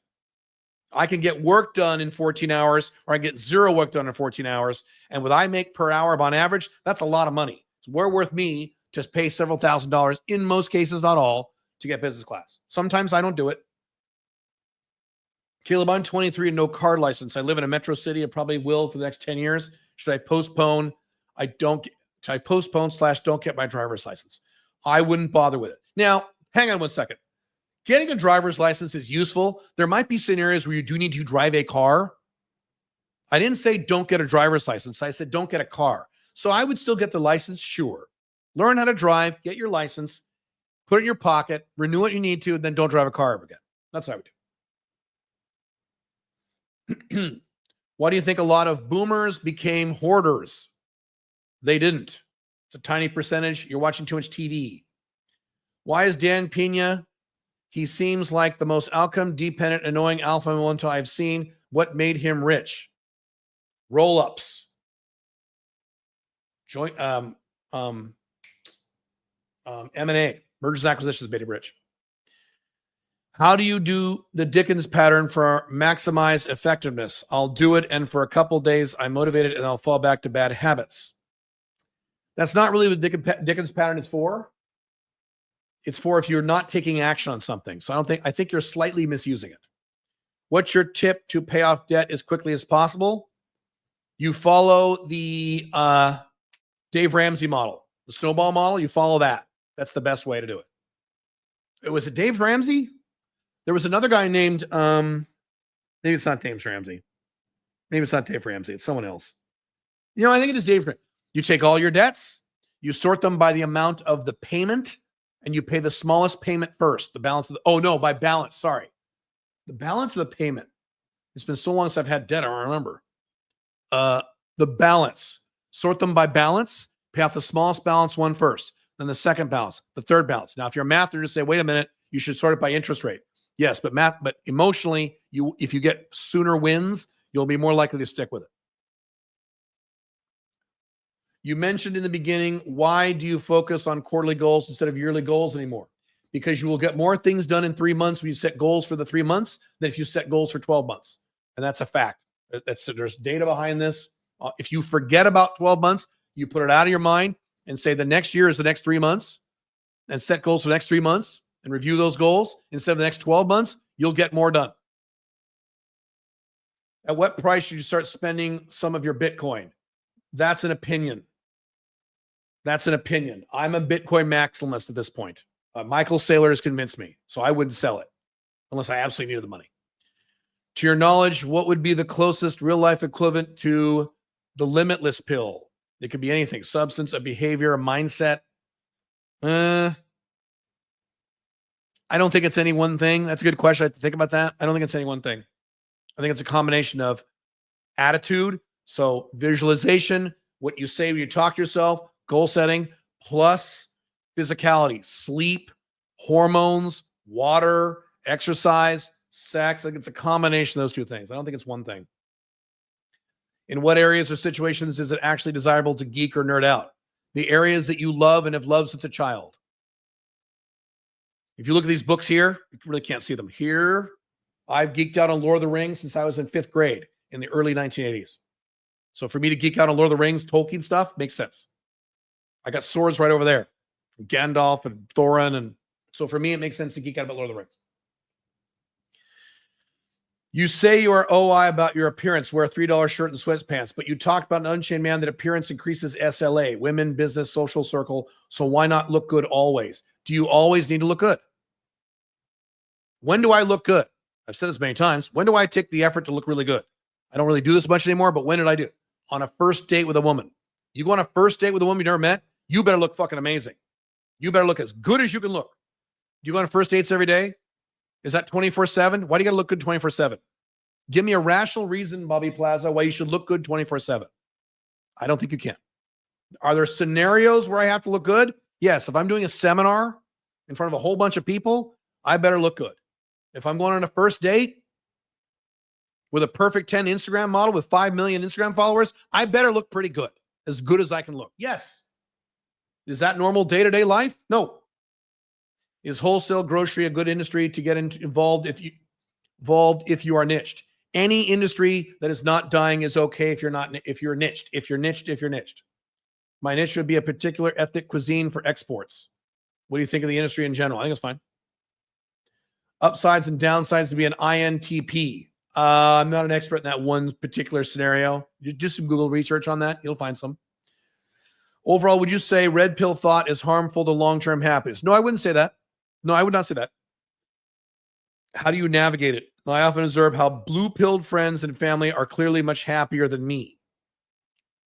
Okay, here's what I've said 10,000 times. It's one of my favorite quotes. It's my quote one of the quotes I've been requoted on.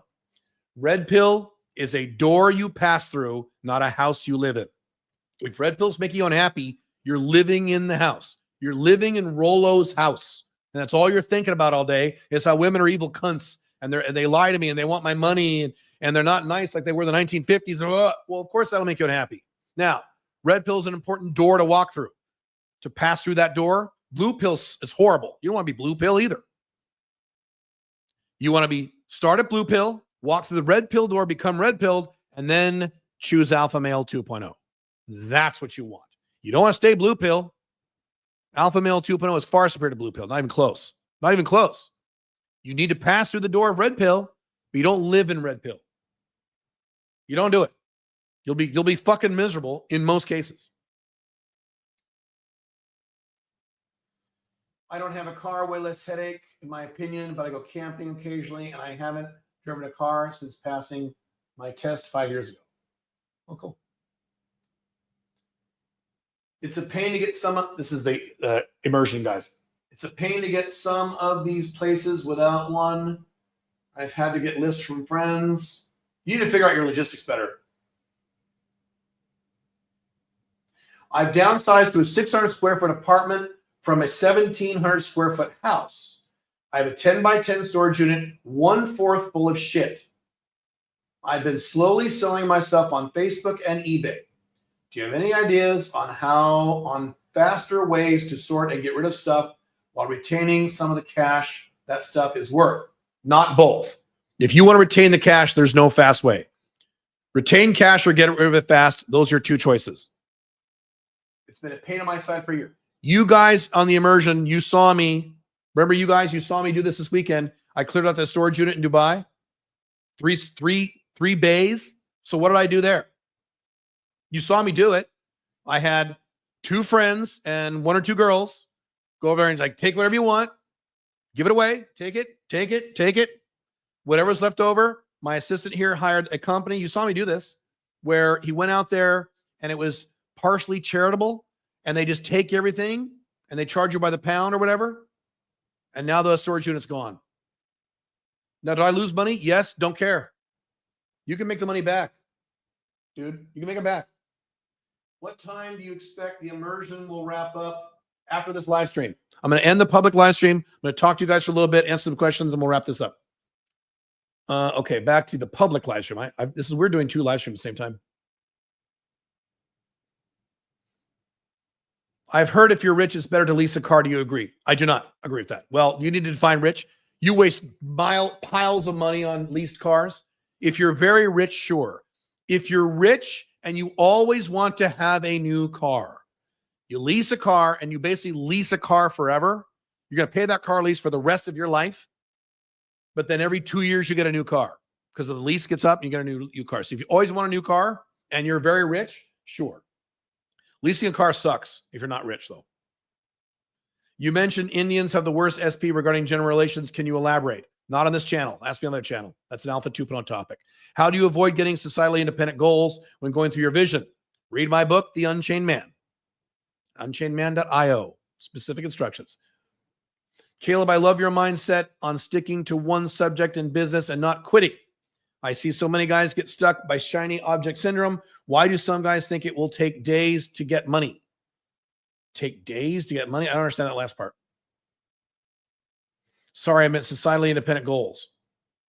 I don't understand your question.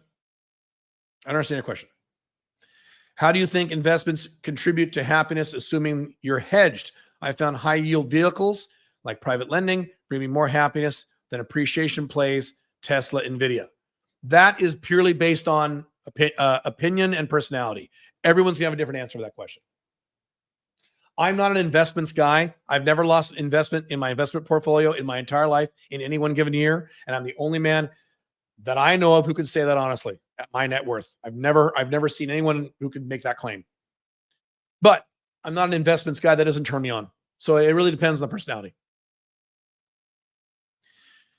How do I start the 90-day business model? You go to 90daybizbuilder.com and you click schedule a call and you talk to us and you sign up. Caleb, just listened to your audiobook lately, and it is by far one of the best books I have ever gotten.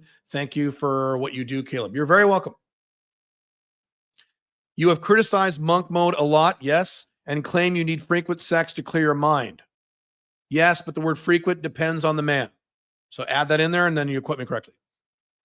However, I think the point of monk mode that you missed is this. The more you engage in sex, the more it will be on your mind. It's also true if you don't have sex, it'll be on your mind. Stop having sex and start thinking about pay attention to what you start thinking about after a few weeks of not getting laid. And your work, you're like, oh. If you minimize sex, it won't be on your mind as much, so you can focus much better. Wrong. If you don't believe me, go do monk mode. What I said about monk mode is we're talking about the wrong topic. I cannot discuss this in this channel. Ask me at Alpha Male 2.0. I just caught myself. What happens when you change others' lives but neglect your own? Don't do that. That's stupid. You start with you first. My wife, Pink Firefly, I've been with her 10 years. I love her more than I've ever loved any woman. But she knows, because I've said it. She knows this. The most important person in my life is me, Caleb. I'm the most important person. You are a close second, Pink Firefly, but you're not more important than me. Me first. And if it's other, then I can service you better as a husband and as a companion. You are the most important person. You are number one. Society tells you, oh, no, God is more important. And then your parents are more important. And then your wife is more important. And your children are more important. And your country. And you're down there somewhere in the bottom list. Nope. How do you deal with, let's see. How do you deal with shame and insecurities due to past negative experiences? Do the Tony Robbins thing where you think about the past experience and then you change the colors and you speed it up and you listen to circus music and you put big dumb noses on people. You ruin the memory. How to deal with frequent negative internal monologue. Same thing. Is there a way that you tie in happiness to planning your week, or is that just a pain you go through to achieve your goals? The immersion guy saw me plan my week yesterday, and I said, look, guys, this isn't very fun. Planning a week is not very fun, but you have to fucking do it because you'll make far more money and be far more to affect your life if you sit down, take an hour and plan your week. There are some things in your business you will do you don't like, and that's the way it goes. Someone said, Cody Sanchez, I think, someone said, making a lot of money, and I don't know if that's your goal or not, it is my goal. Making a lot of money means doing the work that sucks. Most men in the modern era are not willing to do any work that sucks. They don't want to do it. I don't want to do that. Great. Be poor, be slaughtered by the collapse of the West, which is coming very shortly, which is already here, frankly. Get destroyed like all the other beta males. Great. But then, don't do any work that sucks. A little pussy. Bitcoin 85K. I know that. Awesome. It must have to do with Trump.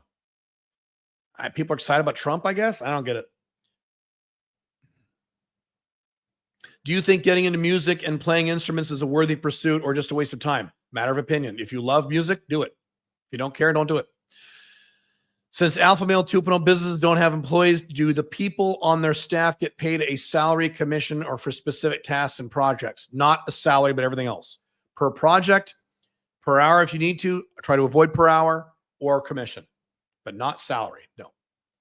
In your book, you mentioned the Lissig type of person that is way due to fear. Can you break this unconscious fear by simply being aware of it being false? That's step one. Then you overcome it by doing the thing you fear. Doing the thing you fear. Doing the thing you fear. Doing the thing you fear. There's a really great book, Feel the Fear and Do It Anyway by Susan Jeffers. You guys should read it.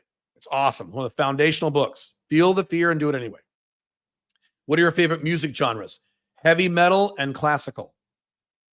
Back when you hit content creation harder, heavy editing, high volume, etc., did that process make you unhappy? Somewhat, yes. Or were you just pissed that it ended up being a huge waste of time and money? Both. I saw an expose on Dan Bilzerian, and his expenses are insane, like $20K on a bed, $15K on a pool table, etc. Shaking my head. Yeah. Sure. Yeah, I know. What would you say was your best year ever so far? I've had, I think, two that tied. 2018 and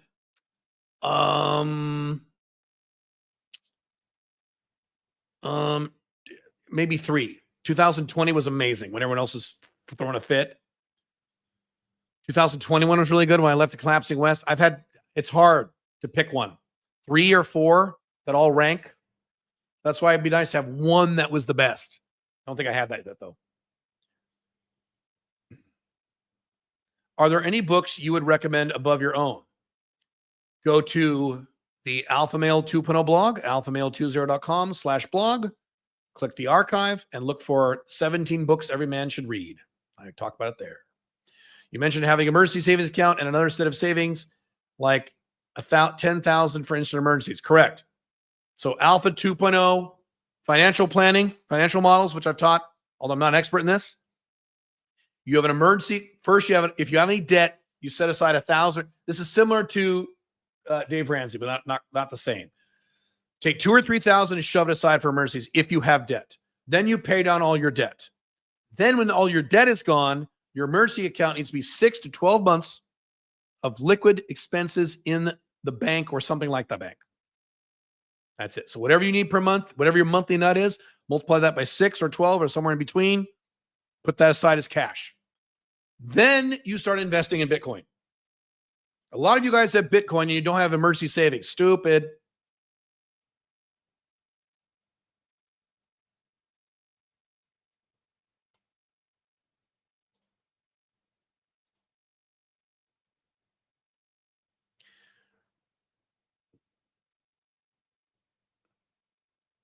Puritanism, the haunting fear that someone somewhere may be happy.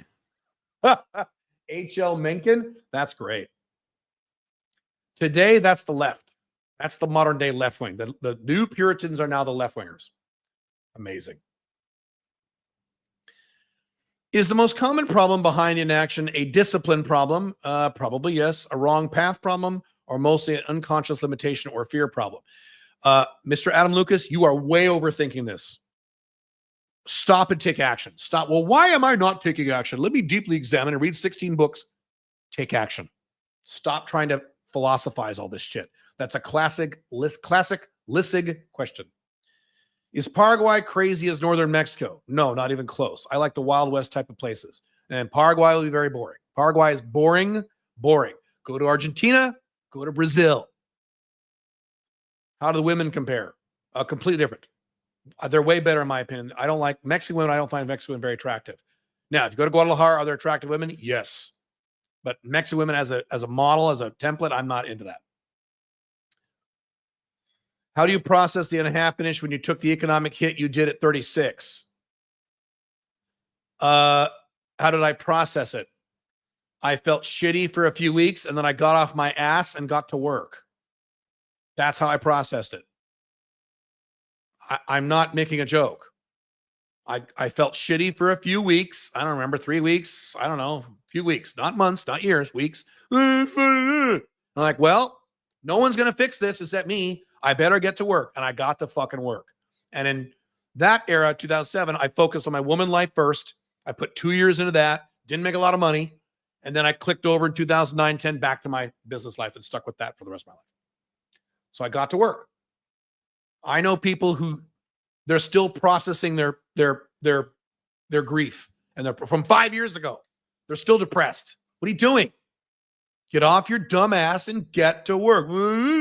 Well, okay. When the life gives you lemons, squirt someone in the eye. Andrew Tate. Okay, that's great. All right, a few more questions, and then I got to go. I'm going to say it one more time. If you want one-on-one coaching with me, go to store.calebjones.com before Tuesday night, tomorrow night, midnight. Click coaching. It gives you the instructions. There are different coaching packages there. You get 20% off if you sign up before Tuesday night EST. And on December 31st, which is in a month and a half, I am never offering one-on-one coaching ever again. This is literally your last chance. I'm not kidding. No FAP is stupid. Okay. Thoughts on making money on making first-person view GoPro porn? Are you niched? Are you niche is always my answer. What do you think about are you niched? So from now on, you ever ask me, hey, Keel, what do you think about this? Are you niched? Doesn't matter if it's porn or music or anything. Are you niched? Porn is pretty saturated. You better be fucking niched as fuck. It's like fitness. So I wouldn't do it. You better be niche as hell. Bitcoin waited for the election to skyrocket in 2020 as well. Exactly the same as now. Yeah, it did. True. If you had to pick a residency in Asia, including Middle East, what would you pick? Dubai, the one I have.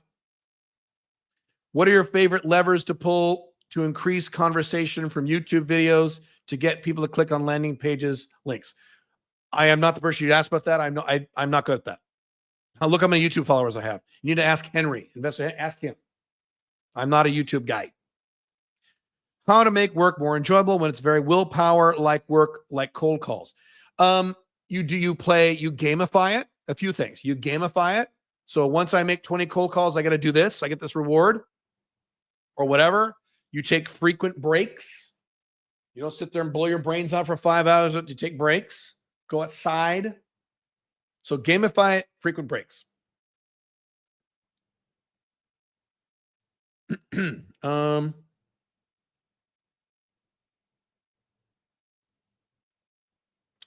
do we have 4 to 5 years left before the Western collapse? No one knows exactly when Western collapse will occur. There's no way to know that. I just know it'll happen in your lifetime, which means you need to get your shit together now. I've already said this, and I'm not making a joke when I say this. I don't know why you're still living in the United States, especially if you live like in California. I don't know why you're still there. You guys who live in the UK and Germany, I don't know why you're still there. I don't understand it. I don't know what I don't think you have any rational thought process to defend this, with the one exception of you have a kid with a woman you're not with anymore. That's the one excuse that makes sense. Other than that, I don't know what the hell you're doing. I don't know what you're smoking at this point. I don't know what you guys in Canada. Why are you still in Canada? Why are you there? I don't get it. I don't know why you're still there. So in my opinion, if you're still there in 2024, you're already behind schedule. That's my opinion. If you're still in the collapsing West right now, you're asking questions like when there's a collapse, you're already behind schedule. If you are living in the collapsing West right now, you'd have no location dependent income. You should wake up every morning screaming in terror. I'm not making a joke about this. If I was living in the United States right now, anywhere in the US, anywhere in Canada, anywhere in Western Europe, and in most places in Eastern Europe, and I was living there and stuck there and had no location dependent income, I would be waking up. I wouldn't be able to sleep. I'd be so fucking terrified. I'd be screaming. I'd be typing on my keyboard, building my alpha 2, but it's like screaming in fear. Get me the fuck out of here. Oh my God. And the fact that some people are like, Trump, okay. I'm not exaggerating and making a joke when I just said that. I'm not kidding. I'm getting fear in my heart as I'm saying this. If I lived in the United States as an American right now, and I had no location dependent income, and I was just stuck in the US, and I had no residencies, oh my God. I could feel the pain as if that's like, oh, Jesus Christ. I'd be horrified. I'd be so scared. I'd be working so hard. When we say, well, what if it happens when the collapse and Trump and, well, what if this, would this be a good niche? I wouldn't be, are you kidding? Oh my God. I'm not trying to belittle any of you. I'm giving you my honest opinion about this. I would be losing my mind. Monk mode, and I would be losing my mind. God. Top Gun Maverick made me pretty happy. Movies make me happy from the 80s and early 90s when they were good.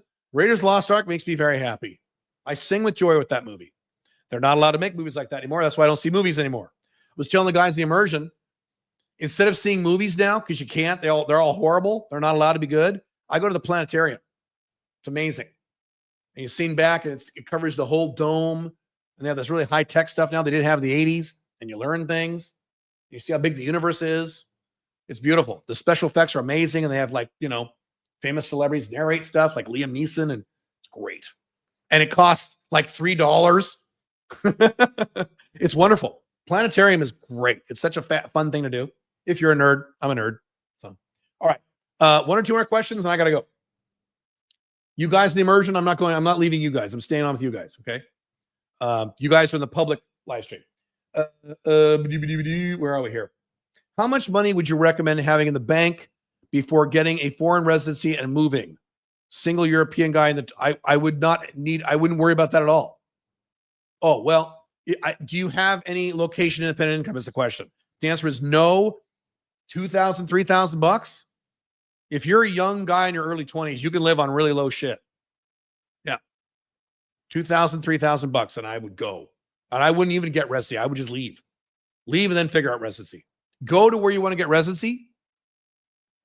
Go to Park. Well, if you're going to live there, and the residency is easier. If you're actually there on the ground, get residency once you go. I'm terrified of the collapse. It puts my vision. It puts into vision when I wrote it. Motivation. Oh, good. You should be scared of the collapse. The people who are the dumb people, the irrational people, are the people who think it'll be fine. America will be fine. A lot of left-wingers. And as I've said for about 7 years now, you know America's fucked when the only people defending America saying everything will be fine is the left. And I've shown you entire videos, news reports, I've done entire podcasts on this, where it's the left saying, it'll be fine. Don't worry. It's okay. The left hates America.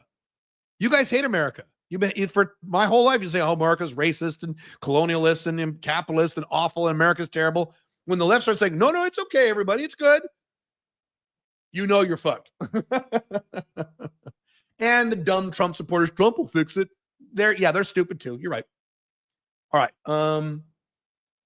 3 more questions. What are the major differences between red pill and alpha male 2.0? How do you know when you have moved beyond red pill? Red pill is a diagnosis. Alpha male 2.0 is a prescription. Alpha male 2.0 is what to do. Red pill is what is the problem. So that's why red pill is a door you walk through, not a house you live in. Red pill is what is the problem? What is the scenario? Why are things like this? That's red pill. Red pill is, all right, here's the technique. Step 1, do this. Step 2, that's not red pill. Love Rollo Tomasi, good guy. Ask Rollo Tomasi how to get laid. You see my point? Okay. So Alpha Male 2.0 is, now that you understand what the problem is, here's what to do in your woman life. Step 1, step 2, step 3, step 4. Here are the models to follow. FB, MLTR, OLTR, a new one I'm introducing on Wednesday. Okay. Here's how to make money. Alpha Male 2.0, niche. Blah, blah, blah, blah. Here's how to get financially, all that stuff. It's what to do. I tell you what to do and how to do it. I don't spend a lot of time talking about the problems. A little in the Unchained Man. There are how many chapters to do Unchained Man? 31 chapters. I think there's 2 chapters, maybe 3 that talk about the problem. All the other chapters in that book and all my books tell you what to do, the solution. Red pill is not a solution. Red pill is the problem, which is important once. You don't live in the problem. Tony Robbins said 30 years ago, when you solve a problem, you only spend a maximum of 20% of your time defining the problem. The other 80% is taking action to fix the problem. When you live in red pill, you're spending 90% of your time talking about the problem. Oh, he's fucking feminist. Is that going to make you happy? Is that going to make your life better? Nope. So to be clear, the fastest way to money is starting a consulting business and outsourcing the work. Just speaking in general, yes. Big money. You can make money coaching. You can make money with service. The 0 to the big money is consulting. Yes. R.I.P. Tom Turrell. PUAs used to be pretty poor until tape blew up. Yeah. Tom Turrell was a friend of mine. I did videos on him. Thoughts on getting a flag in Togo, West Africa, or in Zimbabwe? You have to ask yourself why you're doing it. If you're moving to Africa, I'm not saying you shouldn't. I want to know your very specific reasons for why choosing Africa. That's a rough place. So you better have very specific reasons that are logical and rational if you want to move to Africa. I'm not saying don't. I'm saying it depends on your reasons. 2,000, 3,000, and then figure out residency? Yes. What if visa expires? You do visa hopping? You visa hop? I'm very interested in that because I already have that money and 2K location dependent income. Oh, you have 2K per month location dependent income? I thought paying for residency living was more expensive. Yeah, it's going to be a few $1,000. Bro, if you've got a few $1,000 and you're making $2,000 location dependent right now in your early 20s, go. Get out of here. Go. Get to South America, get to Southeast, where you want to go. Go. Just go. Go. Go. Yes, and figure out residency once you're there. It's easier once you're there. If the visa expires, you do what my brother has done. You do what a number of people done. A lot of you have done this. Some people, you do the digital nomad thing. You leave for 2 weeks and come back. You cross the border and you turn around and come back. People in Dubai do this. There are women here in Dubai. Their visa expires. They get in a car. They drive 6 hours to Oman. They cross the border. They have Starbucks. They come back across the border. They get it stamped for another 65 days and they're fine. And they just do that every 2 months. Not a big deal. Have Europeans received reparations yet? I don't think so. Is it better to live with parents in a poor Middle Eastern country than to live alone in the U.S.? Is it better to live with parents in a poor Middle Eastern country than live alone in the U.S.? That question makes no sense. My only excuse out of either is to go to college.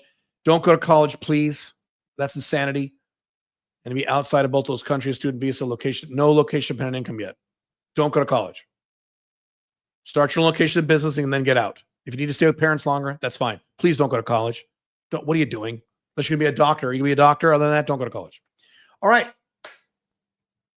You guys in the immersion, stay on with me.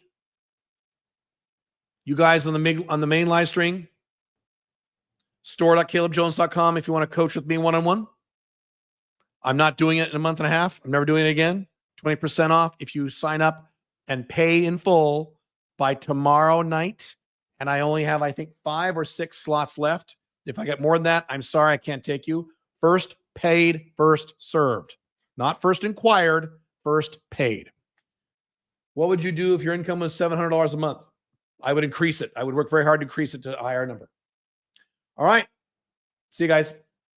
I'll see you guys. If you want to know about what I'm doing, that I've been doing for a year, that I haven't talked about, big changes, Wednesday, Alpha Male 2.0 channel. Wednesday at the same time. Cool? Cool. All right.